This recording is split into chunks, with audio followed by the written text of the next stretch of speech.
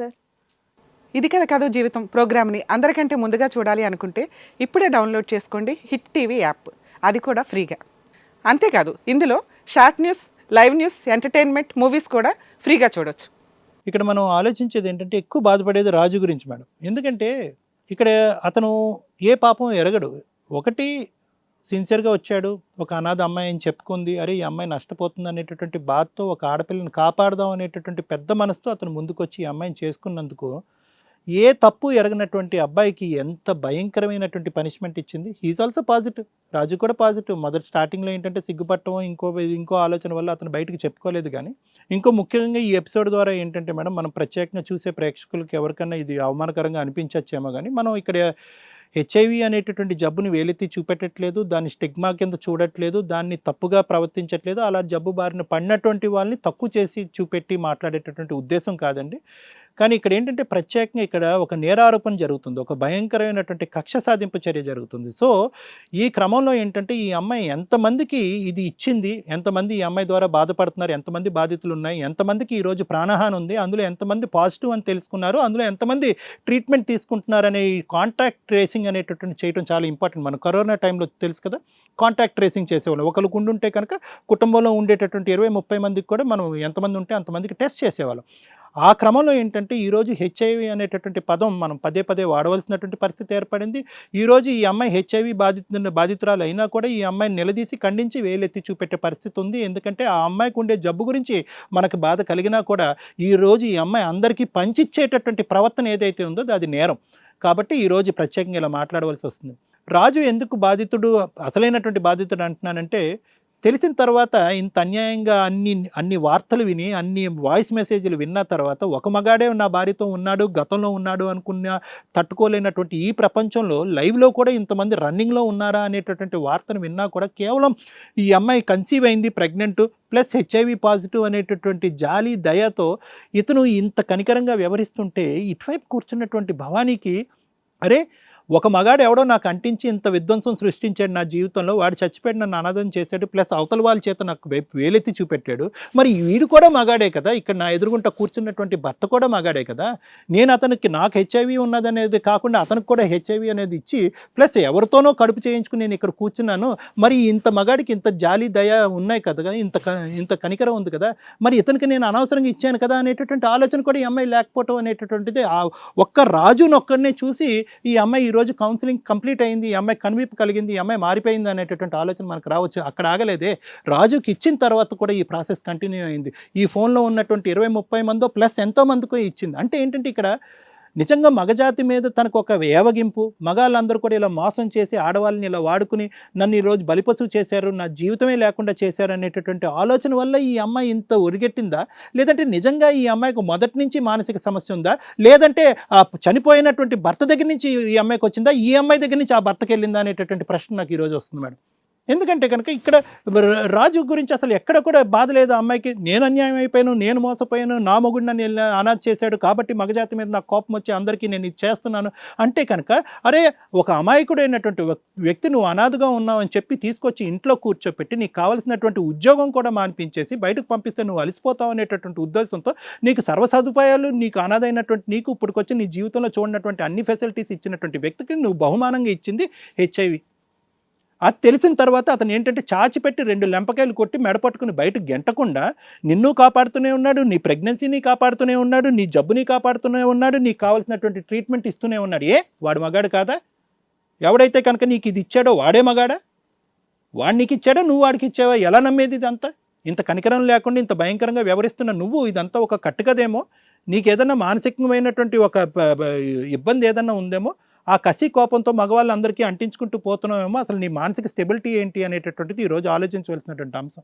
సురేష్ గురించి పెద్ద చెప్పాల్సినటువంటి అవసరం లేదు. నీలాంటి మగవాళ్ళకి ఏంటంటే నువ్వు ఒక ఎగ్జాంపుల్. ఈరోజు అఫ్కోర్స్ నీకు కూడా నువ్వు దానికి బాధితుడైనా కూడా నువ్వు దానికి సంబంధించినటువంటి ట్రీట్మెంట్కి వెళ్ళాలి. ఆ ట్రీట్మెంట్ వాడితే కనుక ఈ రోజుల్లో ఉండేటటువంటి అడ్వాన్స్డ్ ట్రీట్మెంట్స్ వల్ల చాలా అడ్వాన్స్డ్ వచ్చినాయి. ARV therapy, anti retroviral therapy అనేటటువంటిది చాలా అడ్వాన్సెస్ వచ్చినాయి. ఎలాగైతే కనుక మనకి షుగర్కి, డయాబెటీస్కి మనం ఈ రోజుల్లో మందులు వాడుతున్నామో, ఎలాగైతే ఒక షుగర్ బారినటువంటి వ్యక్తికి ఎలాగైతే కనుక ఆ మందులు కరెక్ట్గా ఉండి పచ్చం గిచ్చం ఇవన్నీ చేస్తే కనుక వాళ్ళ జీవితం అనేది ఒక స్టేబుల్గా ఉంటుందో, హెచ్ఐవి బారిన పడినటువంటి వాళ్ళకి కూడా ఈరోజు వచ్చేటటువంటి ట్రీట్మెంట్ కూడా అంత ఆధునికంగా ఉంది, అంత మంచి ట్రీట్మెంట్ ఉంది. కాబట్టి అది తూచా తప్పకుండా ట్రీట్మెంట్ వాడుతూ దానికి సంబంధించినటువంటి బ్లడ్ టెస్ట్, CD4 కౌంట్ అనేటటువంటి బ్లడ్ టెస్ట్ క్రమం తప్పకుండా, ఎందుకంటే గవర్నమెంట్ హాస్పిటల్లోనే ఫ్రీ ట్రీట్మెంట్ అనేటటువంటిది ఉంది కాబట్టి నువ్వు భయపడవలసినటువంటి అవసరం లేదు. కానీ నీ ద్వారా చాలామంది మగవాళ్ళకి అర్థం కావాల్సినటువంటి ఒక ముఖ్యమైనటువంటి అంశం ఏంటంటే, ఒక ఆడపిల్ల వచ్చింది, ఆ అమ్మాయి పేరు తెలీదు, ఓకే ఆఫీస్లో ప్రైవేట్గా ఉంది, ఆ అమ్మాయి నన్ను పిలిచింది కదా, దొరికిందే ఛాన్స్ అని చెప్పి నాకు కావాల్సినటువంటి వాంఛ తీర్చుకోవాలనేటటువంటి ఉద్దేశంతో హోటల్ బుక్ చేసేయటం, ఆ అమ్మాయి దగ్గరికి వెళ్ళిపోవటం, జాగ్రత్త తీసుకుందాం నువ్వు అడిగినా కూడా ఆ అమ్మాయి వద్దు అన్నప్పుడే నువ్వు అక్కడ అయిపోవాలి. ఎందుకు నువ్వు వద్దు అంటున్నావు? ఆడపిల్లగా నువ్వు భయపడాలి కదా. ఏది ఇలాంటి సెక్షువల్లీ ట్రాన్స్మిటెడ్ డిసీజెస్ అనేది కాకుండానే ఒక ఒక ఒక ఒక బ్యాచులర్గా ఉన్న ఆడపిల్ల రేపొద్దున ప్రెగ్నెంట్ అవుతే కనుక ఏంటి ప్రాబ్లం అనే భయం ఆ అమ్మాయికి ఉండాలి కదా. బేసిక్ క్వశ్చన్స్, దీనికి ఏం పెద్ద నాలెడ్జ్, ఉద్యోగం, చదువు అక్కర్లేదు. అయినా కానీ ఆ అమ్మాయి అలా అన్నా కూడా నీ కార్యక్రమంలో నువ్వు ముందుకెళ్ళిపోయావు, కోరి ఇంత కష్టాన్ని కొని తెచ్చుకున్నావు, అయినా కానీ భయపడవలసినటువంటి అవసరం లేదు. ఇందాక నేను చెప్పినటువంటి ట్రీట్మెంట్, ఆ వసతులు కూడా ఫ్రీగా హాస్పిటల్స్లో ఉన్నాయి కాబట్టి దానికి సంబంధించినటువంటి హెల్ప్ నువ్వు తీసుకోవాలి. ఇక్కడ ముఖ్యంగా మాట్లాడుకోవాల్సింది దుర్గా భవాని యొక్క సైకాలజీ మేడం. ఇదేంటంటే దీన్ని ఏమంటాం అంటే కనుక టిపికల్గా సైకోపాత్ సైకాలజీ అంటాం. అంటే ఎక్కడో కూడా ఏదో జీవితంలో ఒక జరగకూడనటువంటి సంఘటన జరిగిన తర్వాత ఆ సంఘటనకు సంబంధించినటువంటి వ్యక్తుల్ని కళ్ళెదురుగుంటా నిలబడేటటువంటి వాళ్ళందరినీ కూడా ఆ వ్యక్తితో ఊహించుకోవటం. ఆ వ్యక్తి ఏదైతే చేశాడో, ఎందుకంటే కనుక అతను ఎదురుగా ఉంటే కనుక ఈ అమ్మాయి అతన్ని కొట్టి చంపేదేమో, కానీ అతను చనిపోయాడు, అతని వ్యాధి వల్ల చనిపోయాడు, ఈ అమ్మాయి కక్ష సాధింపు వల్ల చనిపోలేదు. సో ఈ అమ్మాయి లోపల ఇంకా ఆ కక్ష అనేది రగిలిపోతుంది, ఆ బాధ అనేది రగిలిపోతుంది, ఆ కోపం అనేది రగిలిపోతుంది. ఆ కోపానికి అంతం ఎక్కడ అనేది ఈరోజు మనం మాట్లాడిన తర్వాత అది ఇక్కడ చల్లబడిందా అనేది నాకు ఇప్పటికీ డౌటే. ఎందుకంటే కనుక వాదించి మేడం ఫోన్ తీసుకొచ్చి నీ కాంటాక్ట్స్ ఏమనగానే కాళ్ళ మీద పడి అది కాదు మేడం, నిజం వాస్తవం ఇది, నా మొగుడి దగ్గర నుంచి వచ్చిందని చెప్పి అసలైనటువంటి కథ వచ్చింది. లేదంటే ఈ కథ ఎప్పటికీ రాదు, ఆ ఫోన్ లేకపోతే ఈ కథ ఎప్పటికీ రాదు.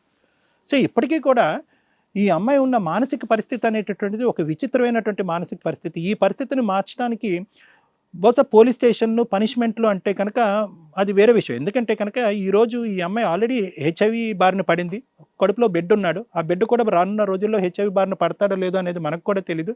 అంటే ఇటువంటి విధంగా నలుగురిని ఈ విధంగా హింస పెట్టి చంపేసేయాలి అనేటటువంటి ఆలోచన, అందరికీ ఫ్రీగా ఇలాగా ఈ జబ్బు ఇచ్చేయాలనేటటువంటి ఆలోచనలో ఉండేటటువంటి వాళ్ళకి వాళ్ళ ప్రాణాల మీద కూడా అంత విలువ ఉండదు. అంటే ఏంటంటే వాళ్ళు మెంటలీ ప్రిపేర్ అయిపోయారు, నేను ఈరోజు కాకపోతే రేపైనా చచ్చిపోతాను, ఈ వ్యాధి వల్ల చనిపోతాను, సమాజం నన్ను వెలివేసింది, నాకు కనికరం లేదు, ఏమీ లేదు, రేపు ఎప్పుడైనా నేను చచ్చిపోవడానికి రెడీ అయినటువంటి వాళ్ళే ఇటువంటి క్రమాల్లో పాటిస్తూ ఉంటారు. ప్రధానంగా ఇటువంటి అమ్మాయిలకు కావాల్సింది ఏంటంటే శిక్షపరంగా ఎటువంటి శిక్ష పడుతుంది అనేది లాయర్ మేడం చెప్తారు. కానీ ముఖ్యంగా ఇలాంటి వాళ్ళకి కావాల్సింది ఏంటంటే ఈ అమ్మాయి జీవితాంతం శిక్ష కొన్ని సంవత్సరాలు పడవచ్చు, ఆ తర్వాత మళ్ళీ ఆ అమ్మాయి విడుదల అవ్వచ్చు. ఆ అమ్మాయి లోపల ఉండేటటువంటి వ్యాధి విడుదల అవ్వదు, ఆ వ్యాధి ఎప్పటికీ ఉంటుంది. మానసిక పరమైనటువంటి పరివర్తన అనేటటువంటిది ఇలాంటి వాళ్ళకి చాలా ఇంపార్టెంట్. ఆ పరివర్తన రాకపోతే కనుక అంతా చల్లబడిన తర్వాత, శిక్ష పడిన తర్వాత, అంతా అయిపోయిందని మనం అనుకున్న తర్వాత, బిడ్డను అమ్మాయికి అనేసిన తర్వాత మళ్ళీ ఈ పాత ఆలోచనలు వచ్చి ఈ మగవాళ్ళు బహుశా ఏ తప్పు చేయనటువంటి మగవాళ్ళు కనిపించవచ్చు, ఈ అమ్మాయిని మళ్ళీ అన్యాయం చేసి మోసం చేసేటటువంటి మగవాళ్ళు కనిపించవచ్చు, మళ్ళీ కసి రెగచ్చు, మళ్ళీ మొదలు పెట్టచ్చు, మళ్ళీ అందరినీ ఇలా ఫ్రీగా అందరికీ ఈ జబ్బు ఇచ్చేటటువంటి ప్రయత్నంలో ముందుకెళ్ళచ్చు. సో ఇక్కడ ఏంటంటే చాలా క్రిటికల్ కేసు అనమాట. ఈ అమ్మాయి యొక్క సిచ్యువేషన్ చాలా క్రిటికల్ కేసు. అంటే ఇదేదో ఒక మానసిక పరమైనటువంటి సమస్యగా నేను దీన్ని పక్కన తుడిచేయట్లేదు.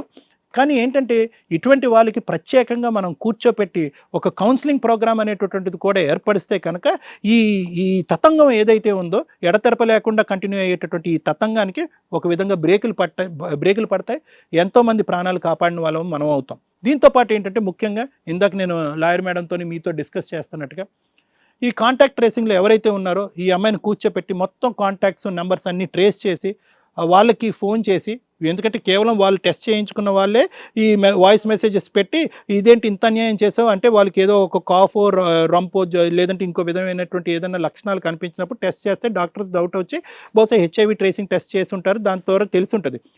ఆ టెస్టింగ్ చేసుకున్నటువంటి వాళ్ళు చాలామంది ఈ అమ్మాయి లిస్టులో ఉన్నటువంటి ఆ 35 అని తను చెప్తుంది, దానికి మించి ఉన్న వాళ్ళు ఎవరైతే ఉన్నారో వాళ్ళు బహుశా ఏంటంటే వాళ్ళకి ఇంకా లక్షణాలు కనిపించకపోవచ్చు, సో వాళ్ళు టెస్టింగ్ వరకు వెళ్ళకపోయి ఉండొచ్చు, తద్వారా వాళ్ళు ఈ వాయిస్ మెసేజ్ పెట్టి ఉండకపోవచ్చు. కాబట్టి ముఖ్యంగా వాళ్ళని కూడా మనం పట్టుకుని వాళ్ళకు కూడా టెస్ట్ చేయించేటటువంటి విధంగా మనం ముందుకు తీసుకెళ్ళి వాళ్ళకి ఏమైనా ట్రీట్మెంట్ పరంగా ముందుకు పట్టుకెళ్తే కనుక మనం అందరికీ హెల్ప్ చేసిన వాళ్ళం అవుతాం.